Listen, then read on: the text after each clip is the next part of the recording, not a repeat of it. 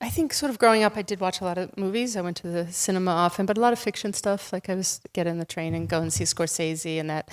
So I spent a lot of time watching movies, but I always thought movies were something that you had to make with a whole lot of people. And I always thought I was, a bit more shy and worked. I did creative stuff, but I thought I would always work in more of a isolated way. So I thought movies were not something I would do. And then it sort of shifted. I went to art school, and then it shifted when this sort of digital technology allowed you to do more in the field and get better images. What I love to do most is just be there and film people and not try to interfere too much and just sort of let things unfold and find situations in which people are confronted with some kind of conflict or decision making, and just be there and see the choices they make. And what happens is that you're actually there as the future is completely uncertain. You don't actually know where this is leading, and so that's and contained in all that is drama and sort of insight into human nature and all those kinds of things. People often think of that I do political films, which is true but I actually do human films, and there are people, but then everything that we do is sort of filtered through sort of political realities.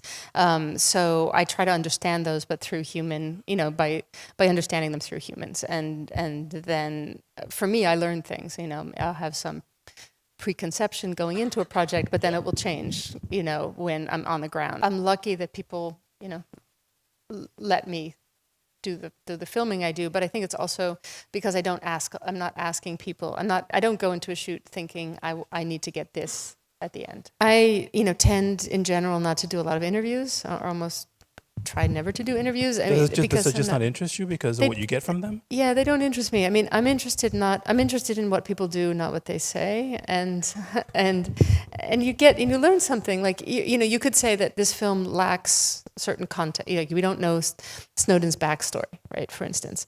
But we learn a hell of a lot of who he is just because you're in this moment of incredibly high drama over a compressed period of time. And I'm interested in the things that you learn in those moments about a person. The audience can choose, or decide how it feels about Snowden and the choices that he made. But I also think that because it's, the sort of verite structure, you've got 50 minutes, 60 minutes to figure out what you think motivated him. And I think that there's enough, or at least I hope that in my work there's enough that that people approach it in the same way that they approach the world, is that they have different opinions about what they experience.